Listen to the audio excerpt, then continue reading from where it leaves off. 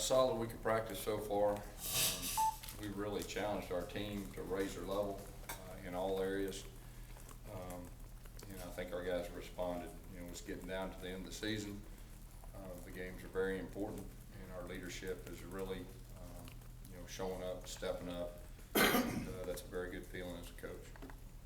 Questions?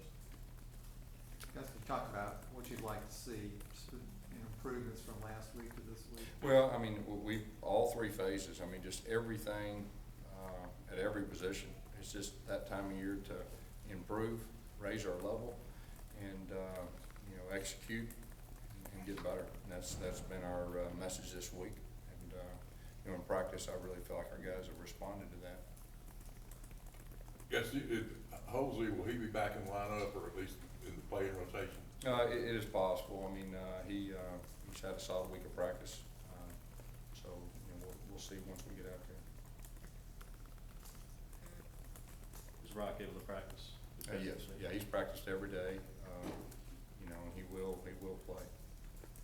How about Forrest Hill? How's he coming? Yeah, Forrest is a little bit different.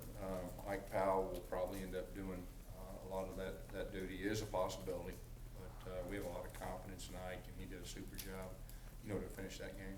He was a late addition to the class, Gus, and obviously a preferred walk-on. Just what is it when you're expecting here is week 9 and you have a true freshman walk-on in a pretty critical spot in special teams? Just how much did you do to prepare him over the course of he's got a lot of reps.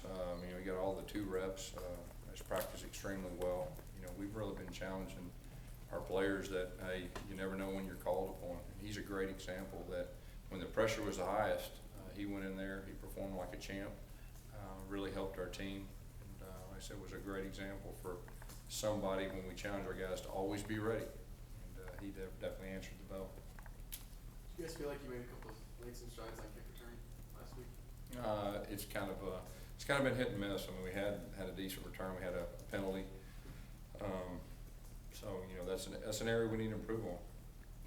How do you work on penalties and practices? Some type of punishment you go through early in the week to get it into the guys' heads? Yeah, it's all of the above.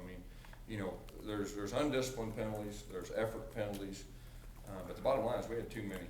And as a head coach, I'm the one responsible for that, and I've got to figure out a way to correct it, and we will correct it. More on Nick, you mentioned that you think he should be up for the Heisman. What is your kind of philosophy on maybe getting a player more noticed on the national scene? The way it works, if you win and you play well, you get more notice. But he's just he's a winner. He performs at his best when the pressure's the highest, and he's probably, compared to all these other guys, he's probably had a little bit more big game experience as far as the number of big games. Don't know if there's another guy out there that has his resume as far as that goes. Have you ever had a guy who, like him, that just seems that the moment doesn't ever seem to bother him? I've been blessed to coach some pretty good guys that had that characteristic, but Nick is a guy that the moment's never been too big for him.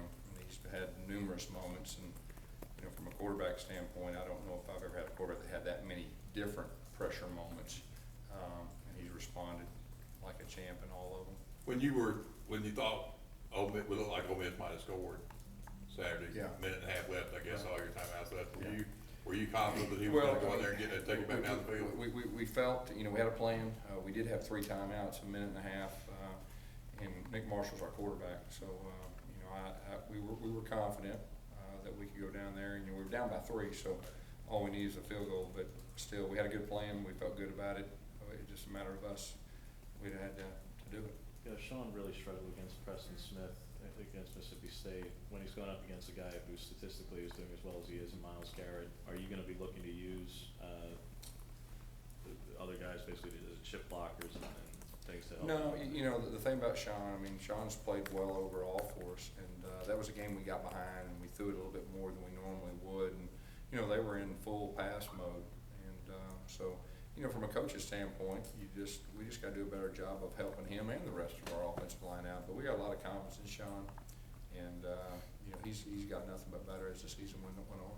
Gus, when you look at the defense, especially pass defense the last couple of weeks, what do you see as the problems for the? Well, I mean, we gotta do a better job, you know, with our zones and our passing things off and everything that goes with that.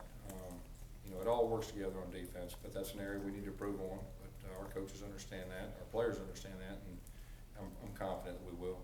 That safety spot with Halsey and Moncrief, is that kind of just one of those up in the air towards the end of the week things, or? Well, no, we've got confidence in everybody we put out there, and we think, you know, all those guys can get the job done. And, you know, Rudy Ford, first year that he's played, and he's you know, performed well. Moncrief, it's first year here, and he's gotten better as the season goes on. So we feel like we got, you know, 3 guys back there that can get the job done. Gus, you said about Jermaine that the door may or may not be open for him to return to defense, and whether he does or doesn't, just when it's indefinite at the moment, why allow him back at all if he's not going to be allowed back on defense? Yeah, well, I mean, that's a personal decision, you know, the head coach makes, and that's a decision I make. Gus, you know, with the time of year it is, you know, weather constantly changing. I just didn't know, and flu season kind of goes around. Is there, you know, how is the team dealing with that right now? Well, talking about the weather? Well, no, I'm just saying specifically like this being flu season. I didn't know Oh, okay. if anybody on the team is possibly. Yeah, you know, it does go around, and when it does, you just gotta separate your guys, you know, that are sick, if they're running fever, away from the guys, so it doesn't, you know, it doesn't spread. Anything else? No. Yeah, I got a question. As far as Jermaine Whitehead goes, obviously, Ellis has said experience is kind of an issue back there, and that's kind of been a problem for the inexperience in that safety spot. Is there any thought in your head at all of maybe moving up his timetable when he gets there? Yeah, that's between me and him, so. Gus, with it being November, I mean, is it pretty safe to say that you've given up on Carl being able to come back at any point this year? You know, like I've said before, I mean, until he's 100% healthy, my number one concern is his long-term health. You know, he's a great player, he's got a great future, and that's really all there is to it right now. All right, Coach. Thank you. Thank you.